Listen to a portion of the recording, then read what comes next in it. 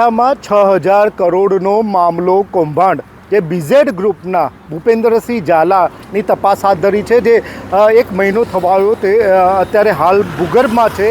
સૌથી જે BZ group global education જે કેમ્પસ ખરીદવામાં આવ્યું હતું અને કેમ્પસના મામલે હાલમાં જે કેમ્પસમાં 3500 કરતાં વધુ વિદ્યાર્થીઓ ભણતા હોય છે અને 350 કરતાં વધુ શિક્ષકો નોકરી કરતા હોય છે.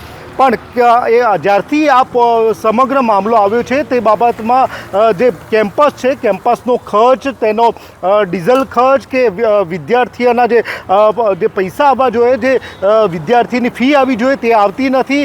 અને જે શિક્ષકો જે નોકરી કરે છે કે જે તમામ 350 સ્ટાફ છે તેમનો પગાર પણ કરવો ભારે પડી રહ્યો છે. બીઝેડ ગ્રુપના જે CEO અને તેમના માતાના નામ હોવાથી તેઓ ભૂગર્ભમાં છે, સહી તેમની ચાલી રહી છે, પણ હાલમાં પગાર ન થતાં એક બાદ એક CID વિભાગ તપાસ કરી રહી છે. હાલમાં બીઝેડ ગ્રુપમાં જે ગ્લોબલ એજ્યુકેશનમાં શિક્ષક છે તે પોતે રાજીનામું આવ્યું છે.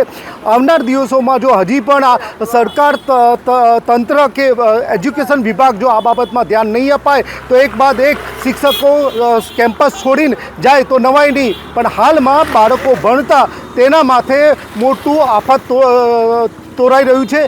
જોવું એ રહ્યું કે આ બાબતમાં લઈને શિક્ષણ વિભાગ કેવા અને કેટલા પગલાં ભરશે.